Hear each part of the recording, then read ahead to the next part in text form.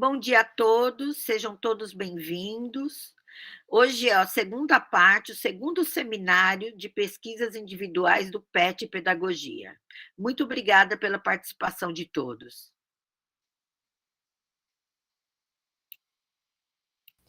Bom dia, pessoal. Vou apresentar minha tela aqui para vocês.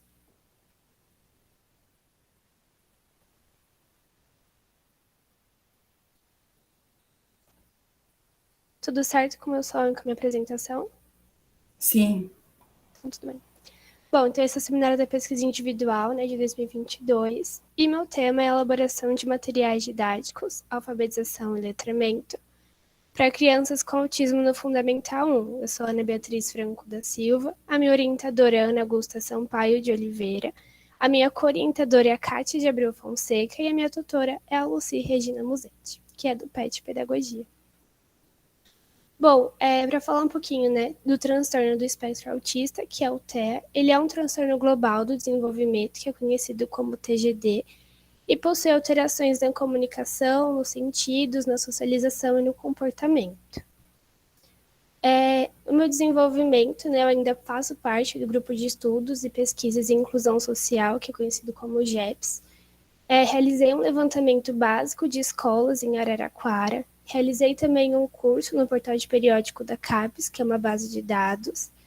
Leitura bibliográfica enviada pela orientadora, que eu posso dizer que foi dividida em dois momentos, O primeiro momento, que foi ano passado, que esse é o meu segundo ano de pesquisa, que foi para conhecer mesmo o que é o autismo, os seus direitos e tudo mais, e o segundo momento de leitura, que era para saber como que é a relação das crianças com autismo na escola, as avaliações e tudo mais.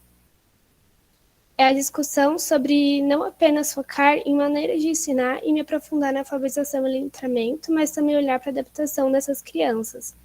Eu achei importante colocar aqui porque até então eu estava muito focada nessa como que eu vou ensinar, não ensinar, mas realizar meu material didático na alfabetização e letramento, sem ter esse olhar de adaptação, E aí, quando eu escrevi o meu artigo ano passado com uma moça, a Ana, em uma reunião esse ano com ela para a gente escrever um outro artigo para publicação desse ano, possivelmente no início do ano que vem, ela me atentou para isso, Então, eu achei importante eu colocar aqui por conta disso, porque às vezes a gente foca tanto nisso de maneira de ensinar, me aprofundar mais em alfabetização e letramento, que a gente, às vezes, acaba se esquecendo da coisa básica, que é muito importante, que é a adaptação, principalmente, da criança com autismo, porque não é uma coisa simples, assim, e não é isso que eu quero me tornar, uma pedagoga assim e uma pesquisadora dessa forma,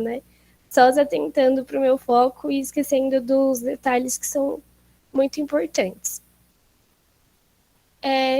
Então, a continuação, eu pretendo, então, no próximo semestre fazer o levantamento bibliográfico e leitura, já que eu terminei as bibliografias enviadas pela minha orientadora, e fazer o levantamento e análise em escolas e materiais, já que o levantamento que eu fiz às escolas foi um levantamento básico, Só para ter uma noção de quais escolas que tinham, se estava correto no levantamento que eu havia feito e tudo mais. Bom, atualmente eu terminei, então, essas leituras, só que as minhas últimas leituras foram sobre a riqueza das contribuições da psicologia histórico-cultural de Vygotsky, referente ao papel ativo da criança com autismo, com deficiência, a linguagem com mediação, a importância disso, e a história individual para social, como que a linguagem com mediação vai ter essa importância do indivíduo se transformar de individual para social, através da apropriação da cultura, enfim, e também sobre a estimulação do autismo, foi outro texto que eu li, que englobava orientação social, ensinando a criança a responder pelo nome, imitar com objetos e ensinar a fala, porque por mais que eu queira fazer um material didático, eu também preciso saber sobre isso, como que eu vou estimular o meu aluno, como que eu vou fazer com que ele se aproprie do meu material, se aproprie daquela cultura, não do meu material em si, mas da cultura que ele está ali inserido e que ele tem um papel ativo ali socialmente, né? E na escola também.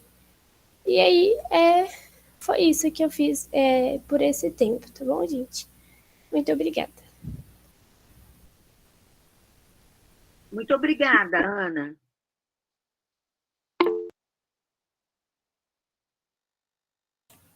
Bom, agora pela ordem, né, sou eu. Meu nome é Bruna e eu vou apresentar.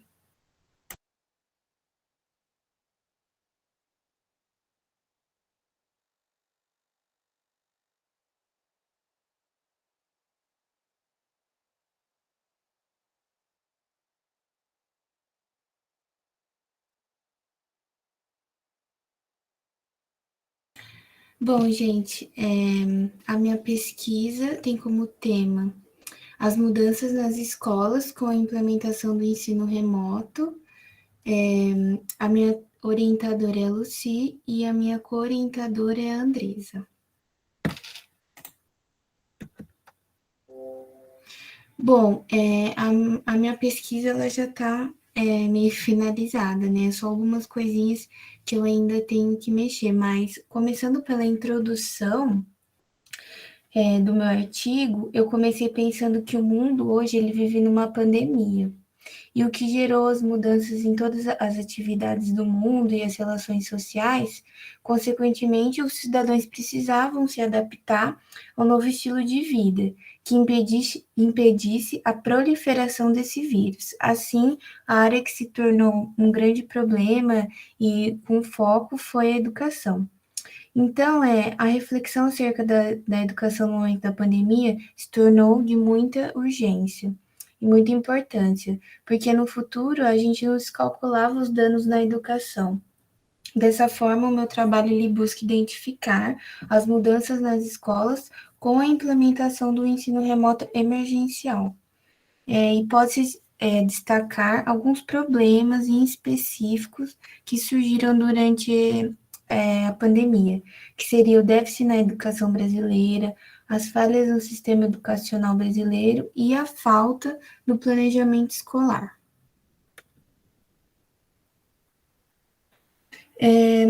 Seguindo com o objetivo do meu trabalho, ele buscava analisar as mudanças implementadas de maneira emergencial na educação e como elas ocorreram com as adaptações nas escolas dentro do estado de São Paulo, desde o início da pandemia.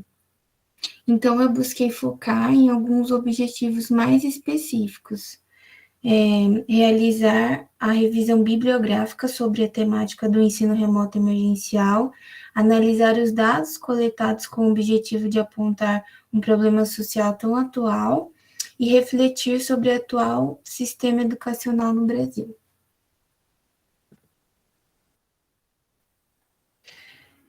Então, a minha fundamentação teórica, ela partiu do ponto que o mundo vive uma pandemia e gerou várias mudanças, e pensando nisso, eu trouxe alguns autores e fontes de dados como a Unicef, o SEMPEC, o SARESP, a Fundação Carlos Chagas e os autores Grosso, Minoli e Fonseca.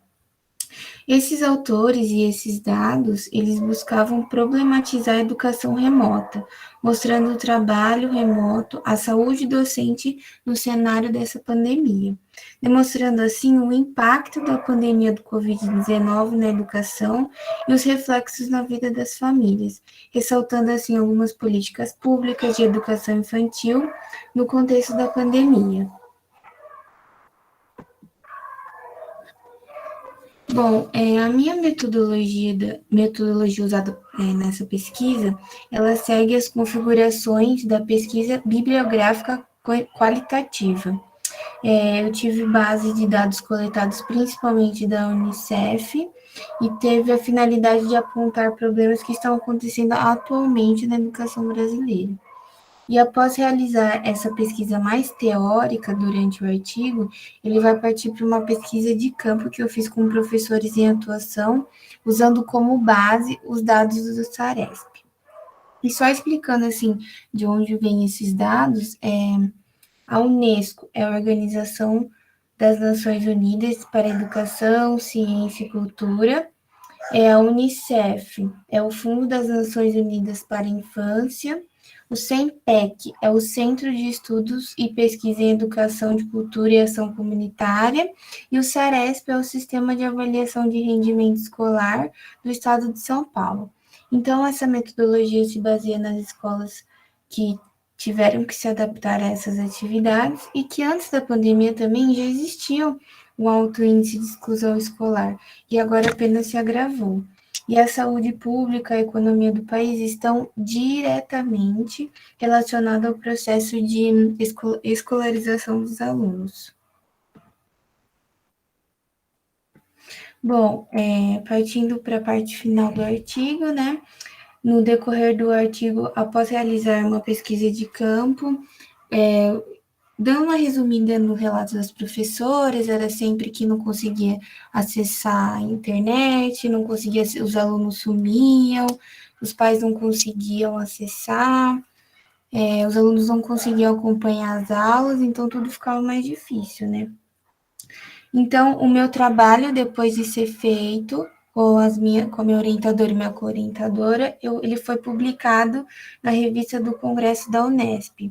Foi um congresso que é o 15º Congresso Estadual Paulista sobre a Formação de Educadores.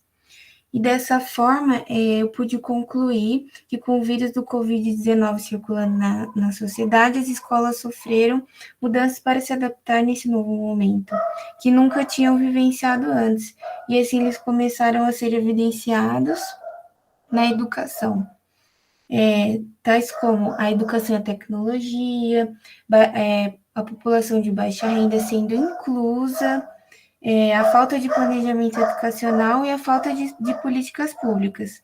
E os dados apresentados, eles foram juntamente relacionados com os relatos das professoras que estavam na prática, né, durante a pandemia.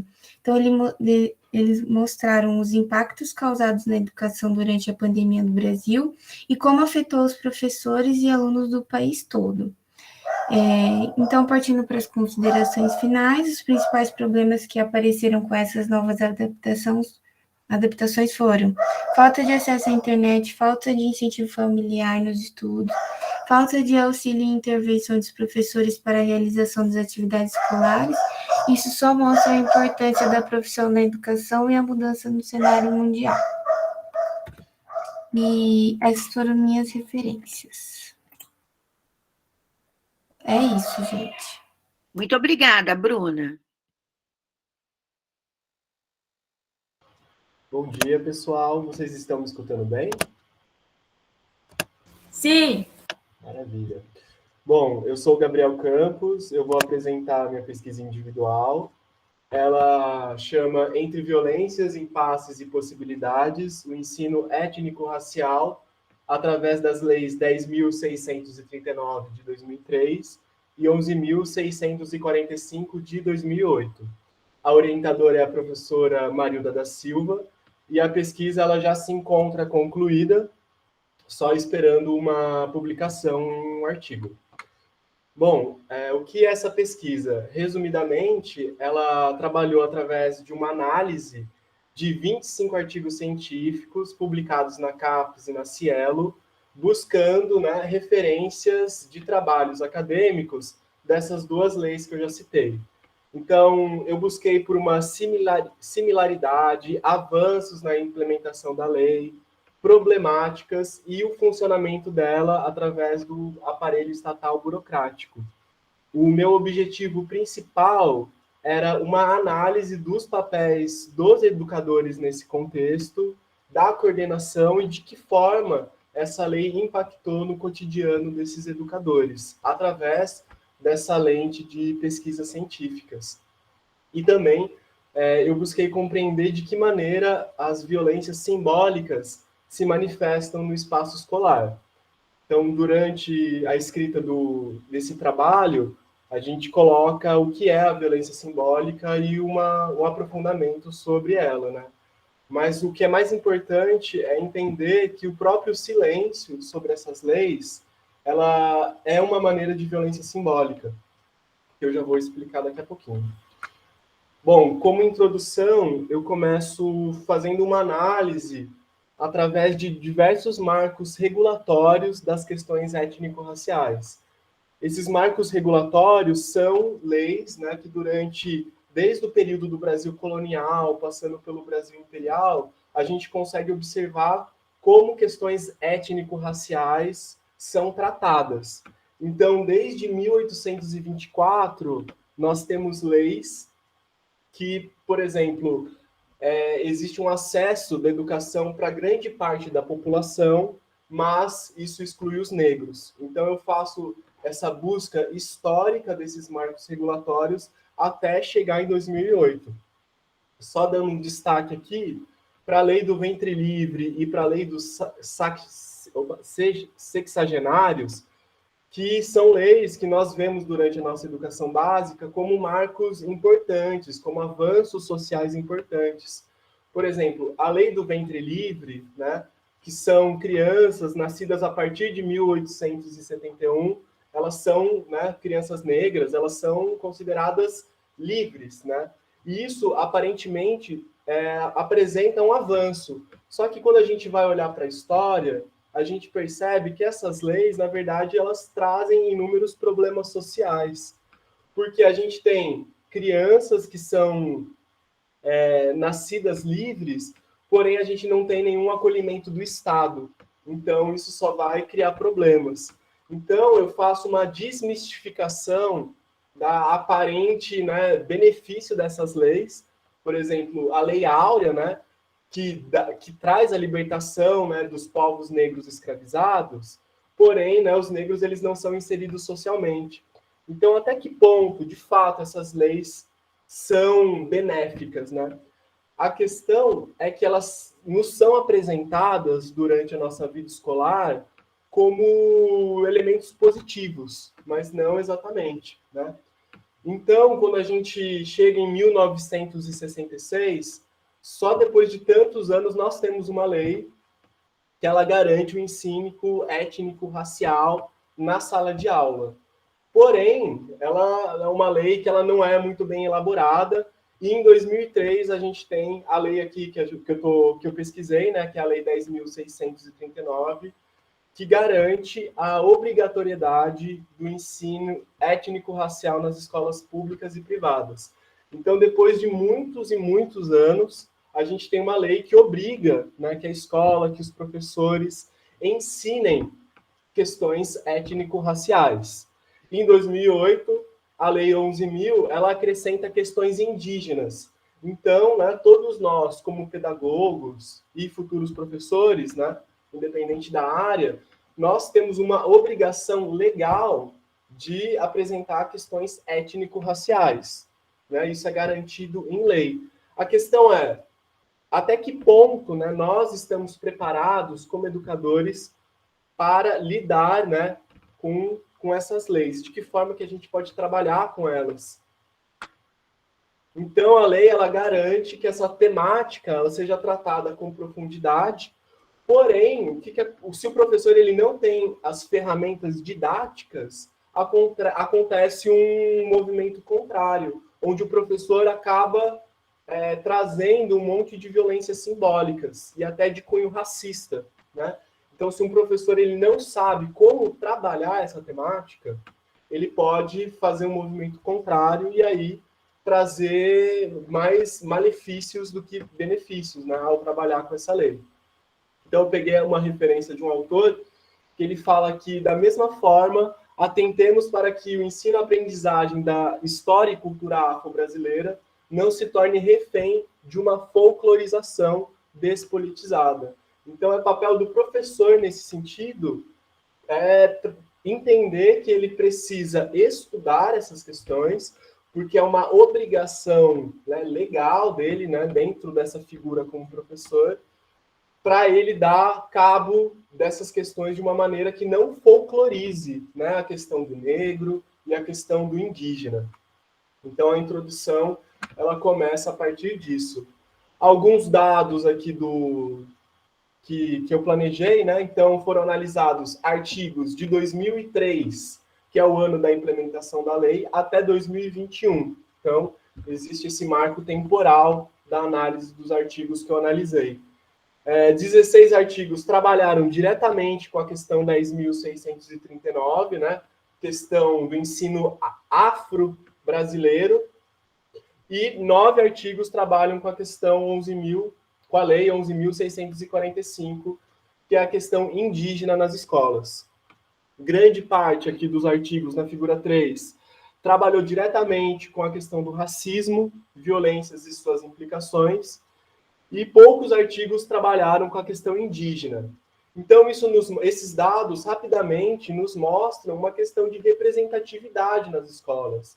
Então, quantos professores indígenas nós conhecemos? Quantos professores negros nós conhecemos? Né?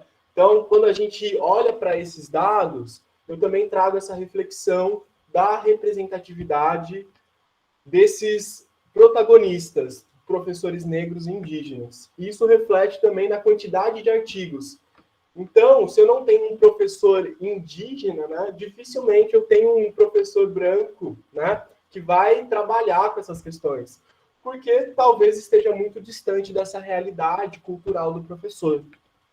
Então, logo depois disso, eu trabalho com o aprofundamento desses 25 artigos, né, buscando essas semelhanças, buscando as problemáticas. Então, é um trabalho bem detalhado que eu fiz, né, não expus ele aqui, por causa que é uma apresentação mais rápida.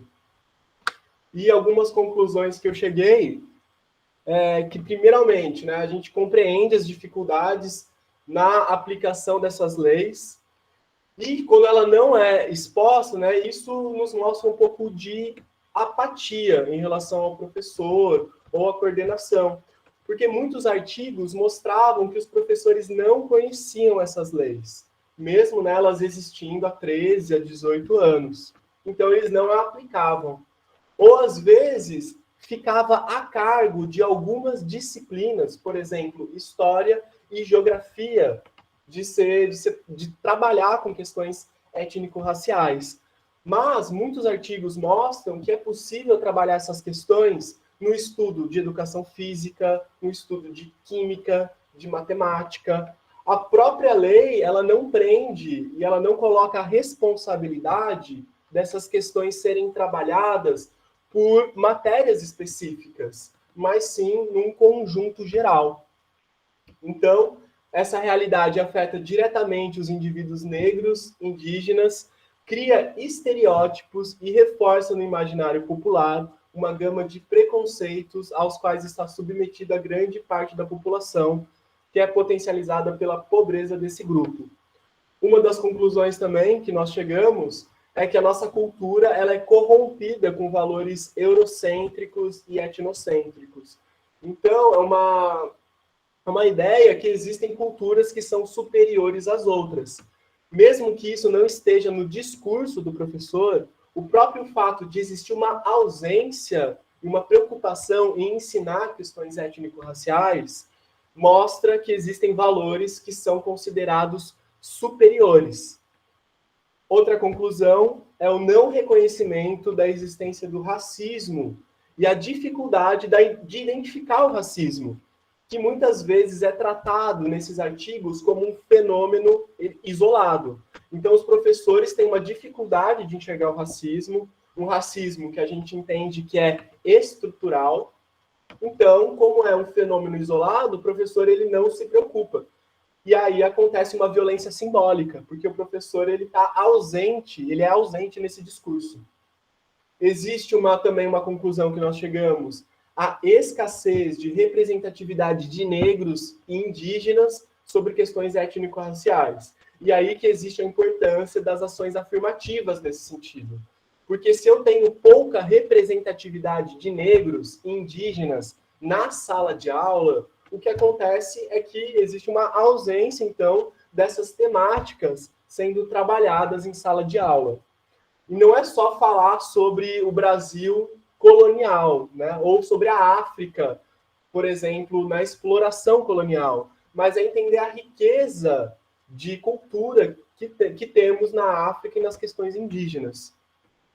Então, existe também uma necessidade da mudança nas grades curriculares universitárias Então, não adianta implementar uma lei para o professor trabalhar questões étnico-raciais se nós, dentro das universidades, não temos disciplinas e estrutura teórica para trabalhar com esses temas. Então, existe a implementação da lei, porém, as universidades, ao mesmo tempo, elas não conseguem dar conta de preparar o professor para aplicar questões étnico-raciais. Então, é uma das conclusões que nós chegamos no artigo. Também, o silêncio do professor nós consideramos como violência simbólica e a necessidade de desmascarar essa violência simbólica. Então, ao contrário das violências físicas, as violências de natureza simbólica ocorrem de maneira sutil, camufladas nas instituições e no cotidiano de todos os indivíduos pertencentes à nação brasileira. E por ela se efetivar de maneira ideológica, na estética, na linguagem, na história contada ou no espaço do não dito, a sua presença não gera senso de urgência. Então, por exemplo, quando nós presenciamos o racismo de maneira direta, então alguém ofendendo uma pessoa negra ou indígena, é fácil de identificar e possivelmente combater. Mas essa violência simbólica ela é muito mais sutil, porque ela não se apresenta só no discurso. Só que essa violência simbólica e essa violência física contra pessoas negras e indígenas se alimentam mutuamente. Não é possível a gente combater a violência física e a violência simbólica de uma maneira separada. Então, diante dessa realidade, a gente percebe a importância da efetivação dessas leis. Um passo indispensável para a reparação histórica e construção de uma sociedade mais justa. Para finalizar, eu coloquei no artigo, né, no trabalho, uma frase de um professor indígena chamado Ailton Krenak. E nesse documentário, ele olha para o repórter e fala assim: nós estamos em guerra. Eu não sei porque você está me olhando com essa cara tão simpática. Nós estamos em guerra, o seu mundo e o meu mundo estão em guerra. Os nossos mundos estão em guerra. A falsificação ideológica que sugere que temos paz é para a gente continuar mantendo a coisa funcionando. Não tem paz em lugar nenhum, é guerra em todos os lugares, o tempo todo. Eu coloco essa frase para a gente pensar que não está somente nesse espaço escolar, né? Na verdade, existe toda uma realidade brasileira de genocídio indígena, de um plano de destruição, né, e de morte da população negra periférica, que cresce, né, muito a cada ano que passa. Então, existe um papel do professor, seja ele de educação básica, infantil, EJA, de trabalhar com essas questões de uma maneira que traga a realidade. Eu separei aqui 2 reportagens, né, do Atlas da Violência, que o assassinato de negros cresce 11,5 em 10 anos. E não é só assassinatos dessa população, mas o encarceramento em massa da população negra, a miséria da população negra. Quando a gente olha para outra faceta da questão indígena, a gente percebe que a taxa de suicídios entre indígenas é 3 vezes superior à média do país, sem falar de toda violência indígena que acontece. Recentemente, né, a gente tem uma etnia chamada Yanomami, onde uma criança de 8 anos foi morta, estuprada, e essa tribo simplesmente desapareceu, né, pela briga dos conflitos agrários. Então, existe uma realidade e existe um papel nosso, como educadores, de se trabalhar com isso de uma maneira real, né, que traga essas problemáticas, mas não somente as problemáticas, mas também toda a cultura que circunda esses povos. Então, basicamente é isso, e aqui estão algumas referências bibliográficas. É isso, muito obrigado. Muito obrigada, Gabriel, pela excelente apresentação. Muito obrigada. Oi, gente, bom dia. Eu vou compartilhar aqui a minha apresentação.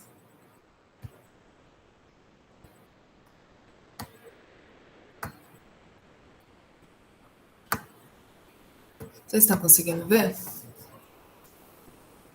Sim. Obrigada, amiga. Bom, então, trago esse ano uma nova proposta de pesquisa e já explico de onde ela saiu. A proposta da pesquisa é o questionamento de qual é a função social da escola. Então, eu vou fazer uma análise dos séculos XIX, XX e XXI. A pesquisa é minha, né, aluna Gabriele, pela orientadora Lucy e tutora também do PET. Bom, então o ponto de partida é o seguinte. Quando eu estava pesquisando ano passado, a minha pesquisa era sobre a inserção de jogos eletrônicos no ensino de história, né? E aí, conforme eu fui me aprofundando dentro dessa pesquisa, eu fui percebendo quão utópica era ela naquele momento, porque era uma pesquisa que poderia facilmente ser inserida nas escolas particulares, mas nas escolas públicas ainda era uma realidade muito distante. E a gente, como alunos da escola pública, a gente tem que produzir para a escola pública, então eu não achei justo continuar naquela pesquisa. E aí, conforme fui fazendo os levantamentos, eu fui percebendo os fatores de desigualdade, né? A gente sabe, a gente tem noção da realidade, mas quanto mais a gente pesquisa, mais a gente consegue trazer eles para a realidade. Então, meu ponto de partida é o sociólogo Pierre Bourdieu, né? Então, ele traz críticas ferrenhas ao modelo da escola, né? Principalmente tradicional, um modelo pautado já há 150 anos que a gente ainda utiliza. Então, ele traz essa escola como produtora e reprodutora de desigualdades sociais, a partir da exaltação das carreiras de sucesso, né? E anulação das carreiras que não conseguem ser bem-sucedidas dentro da escola. Então, é uma transmissão falha do capital cultural para os alunos que não conseguem atingir os patamares esperados. Então, a gente pega esses alunos de carreiras bem-sucedidas a partir da transmissão doméstica do capital cultural, do que eles têm dentro de casa, que eles conseguem atingir patamares esperados, notas esperadas, e aí, a partir da incorporação dos 3 estados do capital cultural, né? Então, a partir da incorporação, da objetivação e da institucionalização, eles conseguem atingir sucesso na carreira acadêmica, na carreira escolar, ou, enfim, qualquer carreira que eles decidam seguir. Enquanto os outros alunos que não se encaixam nesses moldes, eles são fadados ao fracasso, né? Então, a dificuldade de subir de uma fração social para outra, a escola ela é a base e ela acentua todas as diferenças que a gente vê no âmbito social. E aí o Novo, porque o Bourdieu, eu sinto que ele traz essa parte da crítica que é excelente. E aí eu sinto que o Novo, ele traz como se fosse um contraponto. Eu não sei se eu poderia chamar de contraponto, mas ele traz numa balança a questão de que realmente a escola, nos moldes atuais, né, 150 anos aí a gente trabalhando com esse mesmo molde tradicional. Então, o Novo, ele traz essa questão da necessidade de uma metamorfose da escola. Então, como que ele traz essa proposição? Ele traz essa proposição que realmente a escola, né, não sustenta mais essa juventude, que essa escola de hoje em dia ela é desinteressante, que ela afasta mais do que ela atrai. Então, se a nossa proposta é fazer com que os alunos continuem os estudos, que eles sigam um ensino médio, um ensino superior ou até um ensino técnico, é muito difícil a gente fazer esse movimento quando a escola para eles é simplesmente uma obrigação, um cotidiano enfadonho que eles querem simplesmente terminar o mais rápido possível. Então, fica muito difícil a gente pensar numa continuidade dentro de uma situação assim.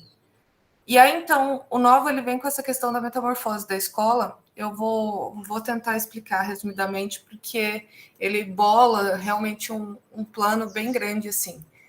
E aí, então, ele traz essa questão de que a escola, ela, dentro desse molde quadrado dela, de divisão de horário, de aulas expositivas, dessa acentuação das desigualdades mesmo, que nem traz o Bourdieu, ela não funciona mais, né? Dessa separação com a tecnologia, que a gente tem que pensar num modelo de escola que consiga abrigar todos os tipos de alunos, assim, sabe? Porque a gente tem uns que realmente conseguem obter o sucesso, enquanto outros eles não conseguem sair de lá, saem da escola tipo mal alfabetizados. Então, fazer realmente essa transformação. E ele traz como esperança mais ou menos o que a Bruna traz na pesquisa dela.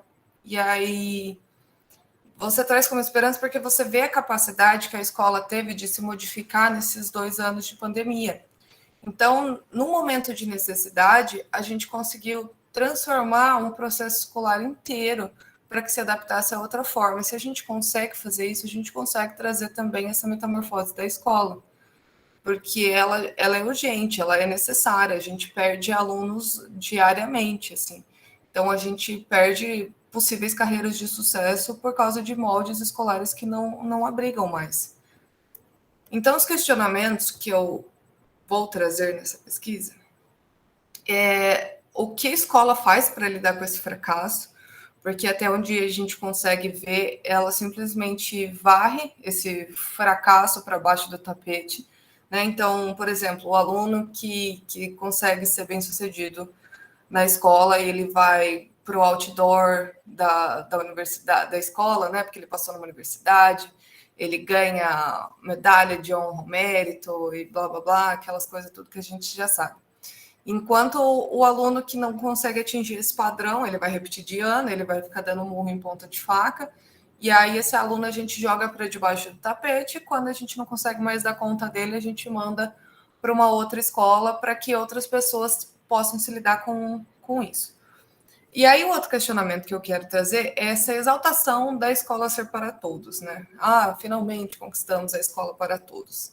Mas quem são todos? Todos, sim, eles entram na escola. Mas qual é a permanência? Qual é a taxa de permanência? E quem são todos? Os alunos negros estão incluídos nesses todos? Os alunos com necessidades especiais estão incluídos nesses todos? Não estão. Então, a partir do momento que você não consegue se encaixar, você não é esse todos. A escola ela não é pensada para você. A escola é pensada para os seus coleguinhas que conseguem ser bem-sucedidos. E fazer uma proposta também de qual deveria ser a real função social da escola. Porque o Bourdieu ele traz muito essa questão da validação do conteúdo através das camadas superiores da sociedade, né, das camadas detentoras de poder. Então, elas fazem a validação de quais são os conteúdos culturais que são válidos para você conseguir ascensão dentro da sociedade, enquanto os outros conteúdos eles são taxados como inúteis, assim. Então, se a gente for realmente, se a gente tem essa necessidade dessa transmissão desse capital cultural, então talvez seja função da escola achar meios de transmitir esse capital cultural que as crianças, infelizmente, não conseguem ter de casa. Elas não têm acesso ao museu, elas não têm acesso à arte, elas não têm acesso à música. Então, se são esses os pontos de cultura que são realmente valorizados, a gente tem que achar meios de trazer essa cultura para dentro da escola. Porque a gente esperar que venha dentro de casa, às vezes isso não acontece, porque é muito fora da realidade. E a gente tentar mudar o cotidiano de famílias é muito difícil, assim. Então, você precisa ter na escola para que você consiga repassar no futuro. Porque se você não foi criado com isso, se você não tem isso incorporado, é muito difícil você conseguir fazer essa transmissão para os seus filhos. Bom, então esse é um ponto de partida da minha pesquisa. Aqui é um pouco da metodologia. Minha metodologia vai ser uma pesquisa bibliográfica. Então, eu vou fazer um levantamento de dados a partir de... levantamento e análise de dados a partir de livros selecionados, que eu estou selecionando no momento, né, porque eu decidi mais ou menos essa pesquisa esse mês.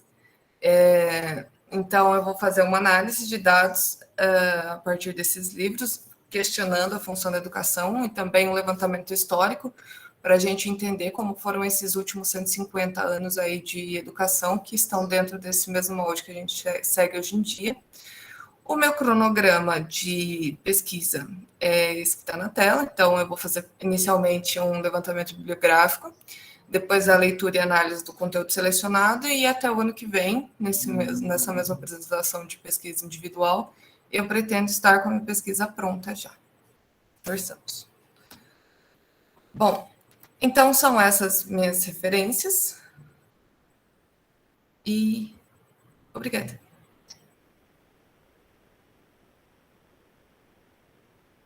Parabéns, Gabi, pela apresentação. Muito obrigada.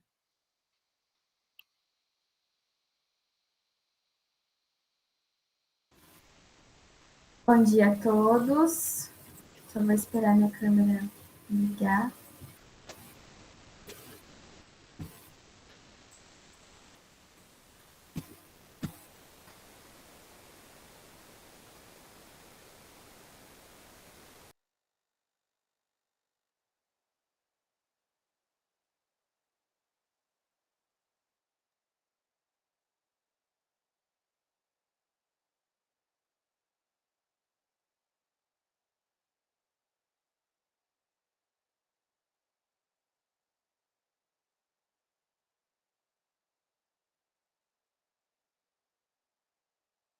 Gente, calma que meu computador processa lento, vocês sabem.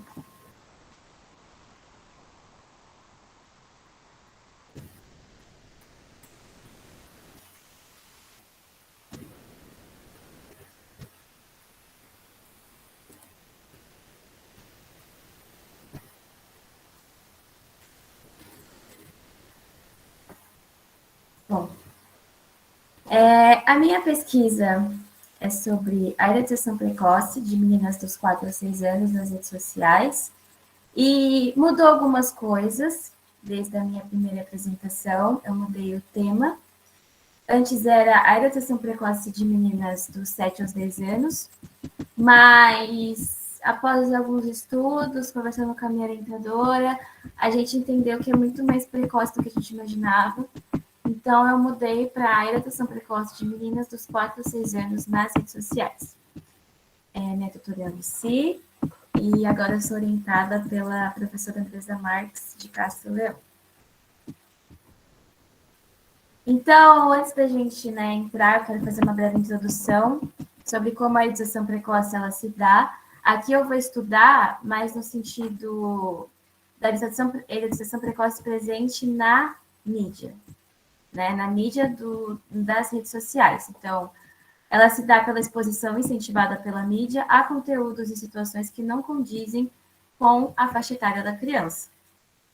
As consequências que eu trabalho nessa pesquisa é a pressão estética, a objetificação feminina, o reforço da cultura do estupro e a violência sexual contra meninas. E já vou explicar por que a educação precoce está atrelada também à violência. Bom, aqui eu coloquei uma citação que está escrito: a educação precoce de crianças e adolescentes, principalmente por parte da mídia e publicidade, é um fenômeno bastante nocivo e que as tira do lugar de proteção que lhes é de direito, expondo a situações não condizentes com a sua faixa etária.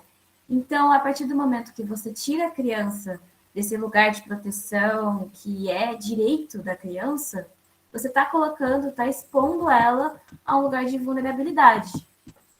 Por isso que a educação precoce, ela traz uma das consequências é a violência.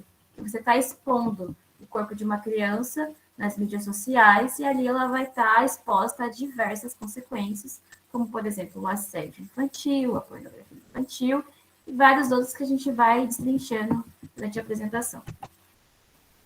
Mas vamos olhar para o Estatuto da Criança e do Adolescente, que é o principal aqui, o ponto central, eu acredito.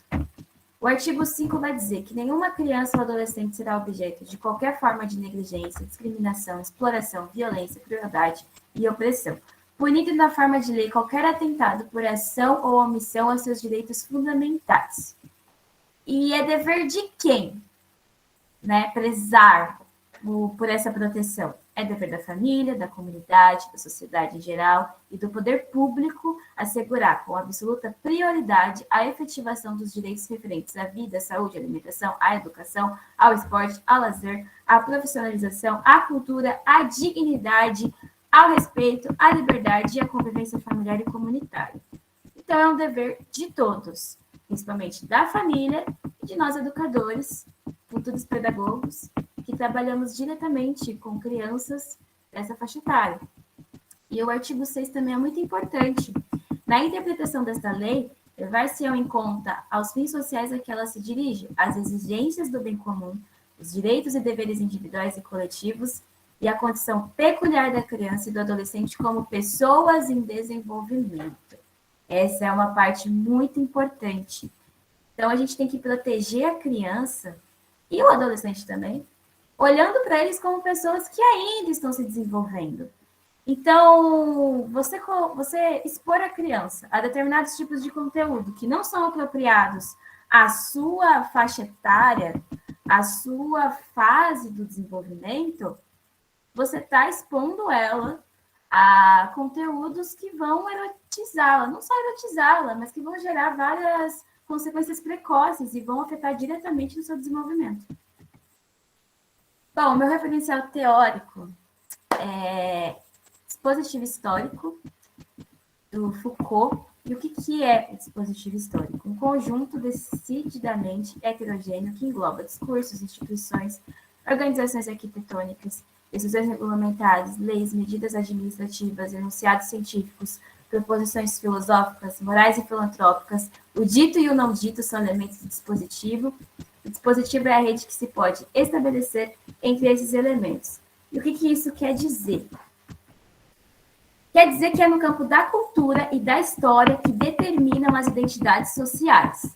No sentido que o Foucault fala, é a identidade sexual, né?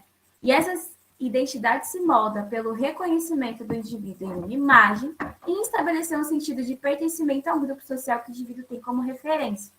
Então, no caso das crianças, por exemplo, né, das crianças de 4 a 6 anos, que é a minha pesquisa, a gente pensa que o grupo social que elas querem ser encaixadas, que eu já vou falar, teria essa gama de influenciadores, né, nas redes sociais que expõem os seus corpos e as crianças têm aquilo como referência, como algo legal que elas também querem fazer. E aqui a gente traz a era da influência. O que é essa era da influência, né? O que ela gera? Influenciadores mirins que vendem um consumo e uma imagem. Lifestyle a ser seguido. O que é esse lifestyle? O termo é bem atual, né? Assim, lifestyle é basicamente um influenciador, uma pessoa que ela vai postar tudo sobre o que ela faz, tudo durante o dia inteiro dela nas redes sociais. As pessoas veem aquilo e começam a tentar imitar o estilo de vida dessa pessoa. Então, começa a usar os produtos que ela usa, começa a imitar, propriamente dito, o estilo de vida da pessoa. E isso é vendido como algo a ser consumido. Então, isso tem grande influência, principalmente nos adolescentes e nas crianças, que são público-alvo. O público infanto-juvenil é o público-alvo desses influenciadores. Então, e outra questão que eu trago também na minha pesquisa, e vocês vão me desculpar se eu não conseguir falar direito, porque são os termos assim em inglês muito atuais que eu não manjo muito na pronúncia, mas é sharing, que é um neologismo que deriva da junção das palavras de língua inglesa, share e parenting. Share é compartilhar e parenting é cuidar, exercer a autoridade parental. Bom, a gente tem que olhar de duas perspectivas. Existe a perspectiva dos pais que querem proteger a criança dessa influência, dessa erotização, e existe a perspectiva dos pais que querem ganhar com essa exposição, porque gera muitos lucros.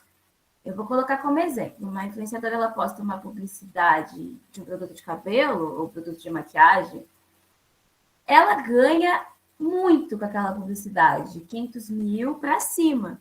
Então, existem os pais que querem proteger os filhos dessa influência e existem os pais que querem que os filhos se tornem essas pessoas para gerar lucro. E essa palavra sharing significa hábito de pais compartilharem, postar informações, dados de crianças que estão sob sua tutela nas redes sociais a fim de ganhos pessoais. E o maior exemplo disso, com certeza, é o caso da MC Melody, que todo mundo conhece, que desde os 6 anos de idade, o pai dela expõe essa menina ao ridículo, expõe essa menina de forma totalmente erotizada, trazendo uma super exposição do corpo dessa menina, desde sempre, a fim de gerar lucros para ele, a fim dele ganhar dinheiro por trás. Então, a gente tem que problematizar essas questões. E nessa pesquisa, então, a coleta de dados é uma pesquisa que ainda está em desenvolvimento, é a análise mesmo das redes sociais, no caso, o Instagram, Facebook e o TikTok. Os principais pontos que eu vou estar analisando é como o público infanto-juvenil é apresentado, quais as mensagens voltadas para esse público, como são apresentados as crianças e adolescentes e como a erotização se apresenta nas roupas, nas poses, nas fotos, até nos videozinhos de dança, né, com aquelas músicas tão incríveis. Bom, o método é a abordagem descritiva qualitativa, depois descrições e observações voltando-se para a área exploratória do estudo. A pesquisa de cunho qualitativo descritivo tem o objetivo de descrever determinado fenômeno e suas características. E aqui são minhas referências. Obrigada.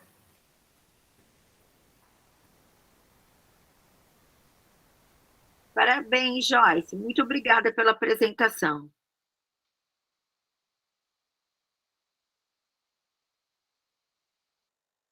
Bom dia, pessoal. Tudo bem com vocês? Bom, agora eu sou o Luiz, né? E vou apresentar como está o andamento da minha pesquisa. Deixa eu compartilhar aqui. Calma, gente. Tia da tecnologia. Gente, eu esqueci como faz... Aqui, compartilhar.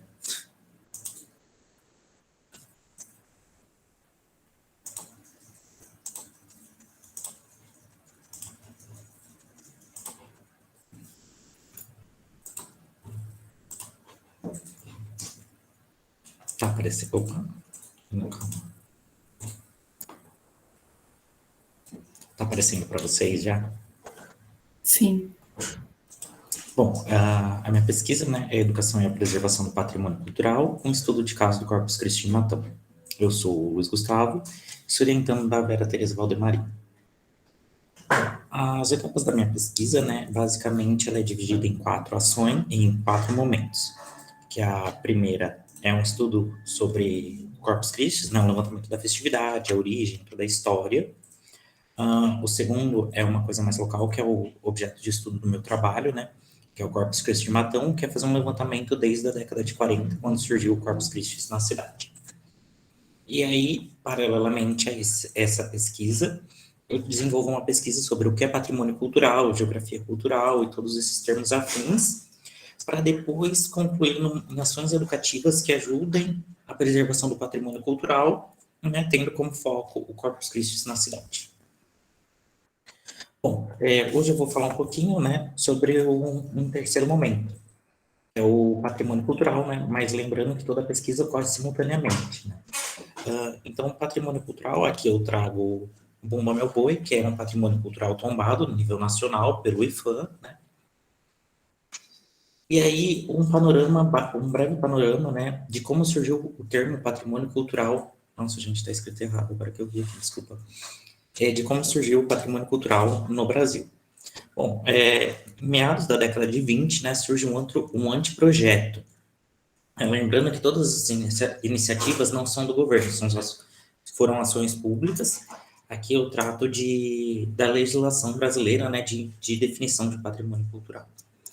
Então, na década de 20, o Bruno Lobo, que era presidente da Sociedade Brasileira das Belas Artes, junto com o chefe do Museu Nacional, tentaram elaborar um anteprojeto em defesa do patrimônio artístico nacional.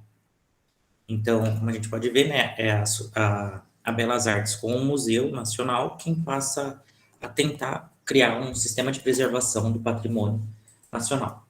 Em 36, cria-se o SPAN, que é a primeira tentativa da criação de um órgão nacional de preservação do patrimônio histórico e artístico nacional, né? Que em 37 se torna IPHAN. Então, e também em 36 cria-se o decreto de lei de Rodrigo Melo Franco, onde torna uma política pública de resgate da cultura e da história do país, que antes de 36 não havia nenhum tipo de incentivo público à preservação. Aí, como eu disse, né, em 37, o ISPAM se torna IFAM, e aí sim passa a definir o patrimônio, o que é patrimônio, né? E aí, em 37 é definido o patrimônio como conjunto de bens materiais. Então, até 37 não havia uma clara definição do que é patrimônio cultural no Brasil. Em 37 é o marco onde torna o patrimônio cultural apenas aquilo que é construído, edificado. Por exemplo, as igrejas, obras de arte, quadros, esculturas. E aí também em 37 é criado as regras de tombamento. Então, antes de 37, nada era tombado efetivamente, né? Tentava-se criação de uma política de preservação, que ela é efetivada em 37 com as regras de tombamento, né? Para quem não sabe, tombamento é uma maneira legal da preservação do patrimônio. E essa lei de tombamento, ela pode ser mais flexível, que permite, no caso, né, de edificações, preservação de determinadas características, como, por exemplo, estéticas, normalmente, mas pode ser alterado o uso, ou regras de que não se pode mexer naquela obra de arte, pela característica, né? Então, em 37 é delimitada essas regras de o que fazer e não fazer em relação ao bem material. E aí, e o patrimônio cultural imaterial, que é o caso, por exemplo, do Bumba Meu Boi, que eu trouxe na imagem aqui, né? Que é uma festa que acontece no Nordeste, e ela é imaterial, porque você não consegue pegar ela é efêmera, acontece uma vez ao ano, né? Mas faz parte da cultura daquela região, né? Então, a Constituição Federal de 88 incorpora essa dimensão do patrimônio, que não necessariamente ele precisa ser algo edificado. Ele pode ser também imaterial, como é o caso do samba no Rio de Janeiro, que é um patrimônio nacional tombado, e o samba, a festividade do Bumba Meu Boi, são patrimônios quais vocês não podem, as regras de tombamento são diferentes, né, porque de preservação, porque não tem como você segurar o samba ou a festa, né, então ela atinge uma outra dimensão do patrimônio cultural a nível nacional. E apenas em 2008 são criadas sanções financeiras para preservação. Então, veja, apesar de 37 instituir as leis de tombamento, as regras, apesar de ser obrigado à preservação depois de tombado, não havia sanções, né, punições para quem desobedecesse essas regras de tombamento.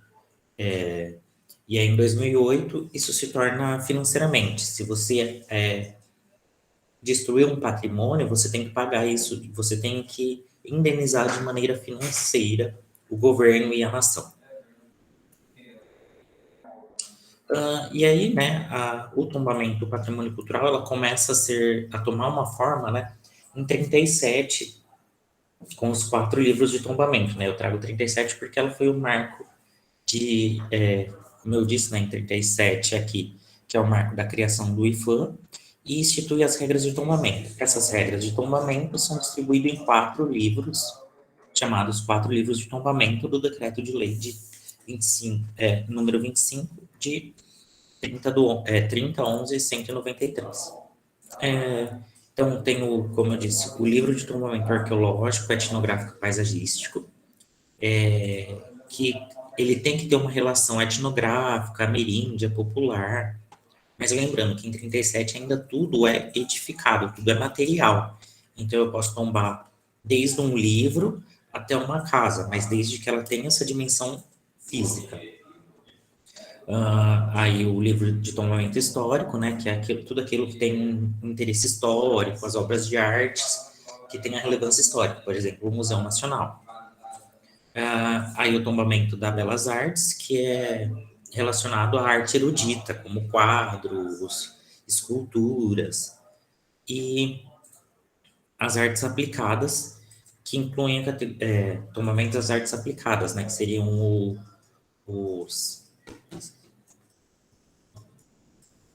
as pinturas em parede, né, algo mais estático. Bom, e aí, né, nesse sentido aqui eu fiz um esquema do patrimônio, né, como ele pode ser visto. Então, a gente tem que o patrimônio, ele tem 3 dimensões hoje, né, a partir da Constituição de 88, ele trabalha com 3 vertentes, que é o patrimônio natural, que são as reservas de biosferas, monumentos naturais, reservas naturais, parques nacionais, que é o caso, por exemplo, da Serra da Canastra, né? Ela é tombada como uma paisagem visual, um patrimônio natural brasileiro. Tem o patrimônio imaterial, que retrata a questão de línguas, costumes, religiões, lendas, mitos, músicas. Como eu disse, né? Que é o caso do samba, por exemplo, e é um patrimônio imaterial ligado à música. E aí você tem o patrimônio cultural, que ele se divide em móvel e imóvel. Imóvel vem daquela primeira definição do patrimônio, que são as estações de trem, todas as construções, né? Monumentos e sítios arqueológicos, e sítios históricos, conjuntos arquitetônicos, tudo aquilo que apresenta uma importância histórica, construtiva e construída. E aí tem o patrimônio cultural, material e móveis. Móvel, né, no sentido do que ele pode ser transportado, que é o caso de manuscritos, documentos, artefatos históricos, coleções científicas naturais, filme, fotografia, obras de arte, artesanato. Então, essa dimensão do patrimônio cultural, material, ele vem daquela primeira definição de 37, da década de 20, quando ele surge, né? E aí o objeto de estudo da minha pesquisa, né, é essa fileira do meio, que é a questão do patrimônio imaterial, e trata-se de um costume que acontece na cidade, né, o objeto de estudo. Bom, então, mas vocês devem estar falando, né, por que eu trato o Corpus Christi, uma festa religiosa, como um patrimônio cultural? Então, essa é a primeira pergunta, né? Porque ele está vinculado diretamente à religião, isso é um fato. Corpus Christi, como eu apresentei no outro seminário, né? É uma festa religiosa, vem de uma publicação o Papa oficializou, é uma festividade católica. Bom, então vamos lá. O que é uma festividade cultural patrimonial a nível nacional? Por exemplo, o Carnaval foi tombado em 20, o Carnaval de São Paulo, o Conselho do Patrimônio Histórico, de forma unânime, transformou o Carnaval como patrimônio as práticas carnavalescas que traduzem saberes, fazeres e identidade coletiva. E, além de tudo, tem que estabelecer as relações de pertencimento, né? Então, o Carnaval, apesar de ser uma festa, ele traz uma relação de pertencimento àquele momento, por isso tombado em 20. Bom, então aqui eu fiz um esquema de como acontece o Carnaval em São Paulo. Isso foi uma pesquisa que eu realizei em campo, com uma escola de samba, né? No caso, a Verde Branca. Então, a gente tem a escola de samba. A escola de samba, ela se divide, né, como eu disse, a camisa verde e branca. Por que eu fui lá? Porque ela é a mais antiga de São Paulo. Ela tem 103 anos. Ela é da Barra Funda e surgiu no Porto Seco de São Paulo. Então, ela tem uma origem das vindas dos italianos para o interior, ela tem uma relação, ela surgiu da concentração de negros que trabalhavam, que vinham para São Paulo atrás de bicos, né, e se concentrava no antigo Largo do Banana, né, hoje o viaduto da Avenida Pacaembu. Então, nota-se que a Escola de Samba Camisa Verde e Branca, a mais antiga de São Paulo, ela partiu da concentração de pessoas, né? Do encontro de pessoas. Então, a produção do carnaval, como a gente vê, né? Então, a escola de samba, ela tem uma produção para um desfile. Esse desfile, ele dura no máximo 2 dias. E a produção, ela se divide em 3 momentos. São os ateliês, que é onde são costurados, né? São feitas as fantasias, que não há um lugar fixo, eles estão espalhados ao longo da cidade, Normalmente, muitos desses ateliês são a própria casa das costureiras, né, que produzem as fantasias. Tem os barracões, que é onde acontece a montagem e o armazenamento dos carros alegóricos, né? Não sei se você já... Bom, eu acredito que todo mundo já viu o desfile de São Paulo, né? Aqueles carros alegóricos que são monstruosos e eles são montados e desmontados a cada carnaval. Então, eles precisam de um espaço para montar e guardar eles, né? Que são os chamados barracões das escolas de samba. E aí tem as quadras, que as quadras são onde ocorrem os ensaios das escolas de samba, né? Onde vão treinar todo o desfile, mas também onde acontece a arrecadação financeira, porque parte dessa montagem, né, dessa produção, dessa festividade, ela é bancada pelo governo, ela tem incentivos do governo, já que é tombado, mas ela também tem incentivos privados. Então, elas fazem eventos como feijoada, shows, né? Outras séries de eventos, né? E normalmente ligadas à comunidade, então pode ter o evento, sempre vão ter barracas de artesanato, vendas de bebida, alimentos, para ajudar a desenvolver essa comunidade, né? Porque trata-se de um evento comunitário e de uma comunidade.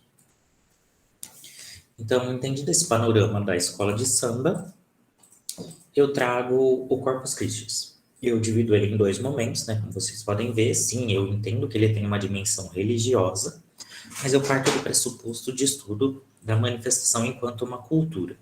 Bom, então, enquanto manifestação, esse também foi um esquema que eu fiz, né? Para resumir a festa de Corpus Christi de Matão. Eu entendo que enquanto manifestação religiosa, tem os fiéis, que podem ser voluntários ou turistas, em sua grande maioria são turistas, né? As pessoas vêm conhecer a festa de Matão, né? A procissão. Estima-se, segundo os dados da prefeitura, que tenham no mínimo 15 mil pessoas por ano de turistas. Foi o menor número de pessoas já registrados pela prefeitura. E os fiéis são voluntários, né? Que depois vão para a procissão e que eles fazem os tapetes, né? Como é chamado, os enfeites de ruas aqui em Matão, no Corpus Christi. E enquanto manifestação cultural, porque eu trato ela de uma manifestação cultural, ela acontece na rua, ela pode ser no bairro ou no centro. Então, no bairro, por exemplo, tem o Camelô, chamado Camelô, né, que é a feira de ambulantes, que acontece no ginásio de esporte 10º QZ. E aí tem a Expo Flor, que é mantida por uma entidade privada, o Lions, que ajuda instituições de caridade, né, vendendo flores de Holanda. Bom, então é uma manifestação cultural, porque acontece na rua, e no centro tem os tapetes, praça de alimentação, feira de artesanato, brinquedos, músicas. Mas vamos focar nos tapetes, né? Que é o centro da festa de Corpus Christi de Matão, que acontece em 3 etapas. Então, a primeira etapa é a elaboração e ampliação dos desenhos e criação dos moldes. Então, tudo aquilo que acontece na rua, primeiro é feito um desenho em tamanho A4, numa folha sulfite, depois é ampliado nos moldes, ou são feitos de ferro ou de bambu, para depois serem levados na rua, né? E a segunda etapa, que é o tratamento dos materiais. O que é esse tratamento dos materiais? Então, tem a arrecadação de vidro, a limpeza, a trituração dos vidros, a compra, o armazenamento e o tingimento da areia. E, recentemente, né, em sua maioria, toda a produção da festa é feita basicamente de dolomita, que é um derivado do calcário. Então, é feito a compra, o armazenamento e o tingimento dessa dolomita, né? Então, aqui começa a minha primeira comparação com o carnaval. A primeira e a segunda etapa duram de 9 a 10 meses. Se a gente pegar a escola de samba, a produção do carnaval dura 10 meses para um desfile de 2 dias. No Corpus Christi de Matão, dura 9 a 10 meses para 16 horas de festa, que é a terceira etapa, que é a execução dos tapetes, né? Que interdita-se as ruas do centro, pinta as faixas, o transporte dos materiais e dos moldes, e os voluntários fazem a execução. Então, nesse sentido, enquanto festa popular, eu trato ele enquanto manifestação da cultura. E isso também está ligado à origem da festa em Matão, né? Porque, segundo o Diário do Registros, né, o Diário do Padre, em 48, que foi a primeira procissão, o padre não sabia da festa. Ele abriu as portas da igreja e as ruas em volta da igreja estavam enfeitadas. Então, isso é uma manifestação popular que teve origem em Matão, teve origem na questão popular, não foi uma imposição da igreja, diferente do que acontece na Inglaterra, na Holanda, ou até mesmo em Ouro Preto, em que a matriz organiza. O surgimento da festa em Matão, talvez por questões de imigrantes italianos que já faziam isso nas cidades deles, quando eles vêm para Matão, eles passam a realizar, sem a obrigatoriedade do padre ir lá e obrigar. Depois, tudo bem que ao decorrer da história do Corpus Christi, né, a igreja foi tomando para si o papel, né, já que é uma festa religiosa, mas o nascer da festa em Matão é uma manifestação popular, assim como a escola de samba, como a camisa verde e branca, que foram os negros que se encontravam para fazer rodas de samba, em Matão os italianos se encontravam em volta da igreja para enfeitar a rua. Então é isso. Aqui está, obrigado, as minhas referências para a apresentação de hoje. Se alguém tiver alguma dúvida ou quiser conversar, estou aqui. Obrigado.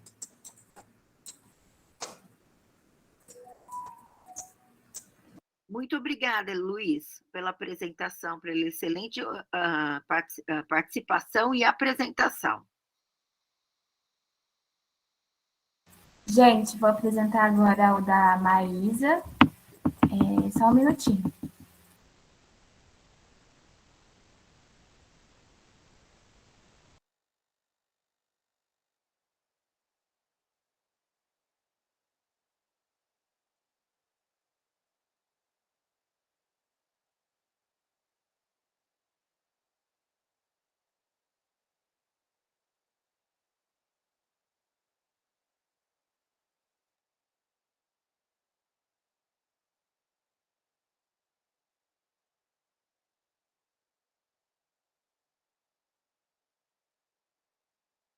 Oi, bom dia. Eu sou a Maísa e eu vim falar um pouco sobre as pesquisas que eu ando fazendo aqui no PET.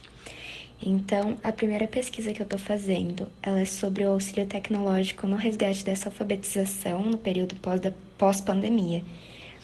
Então, a pesquisa ela vai ter como um foco observar essa defasagem que teve na alfabetização durante esse regresso escolar do Covid, da pandemia no geral, e aplicar alguns aplicativos que possam auxiliar para diminuir essa defasagem.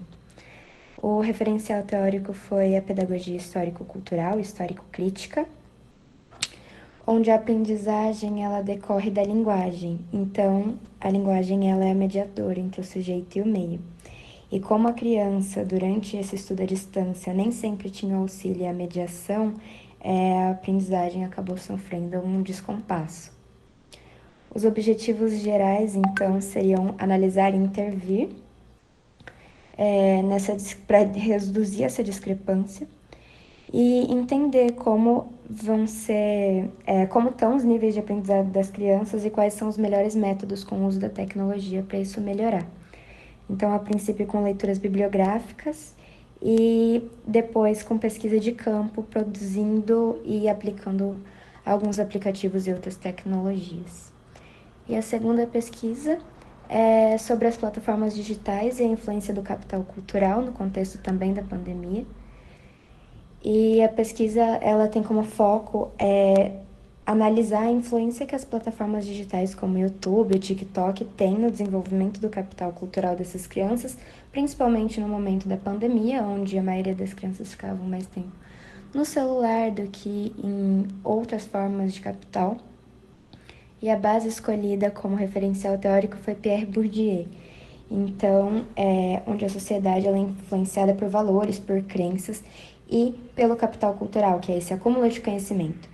E o capital cultural, ele pode estabelecer uma relação de dominação e de apropriação e pode ser tido de 3 formas diferentes. A incorporada, então, que é biológica, hereditária.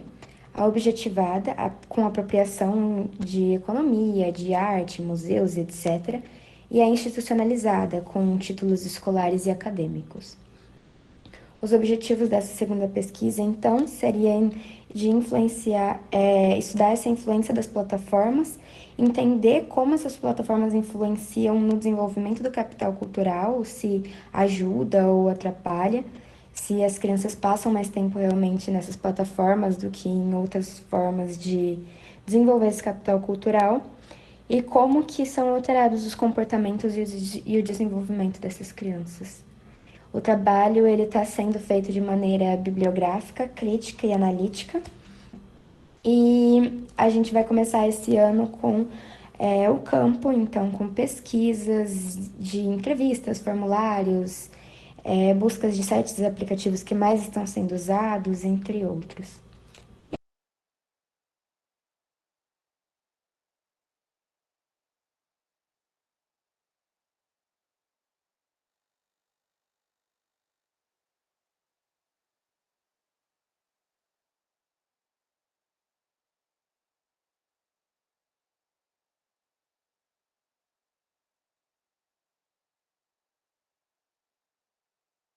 Essa foi, então, gente, a apresentação da Maísa.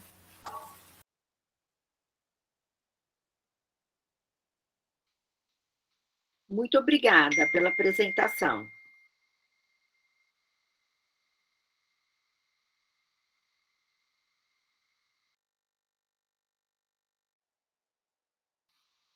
Encerramos aqui, né, a segunda apresentação, ou melhor, a segunda a parte da apresentação dos seminários de pesquisas individuais do PET Pedagogia.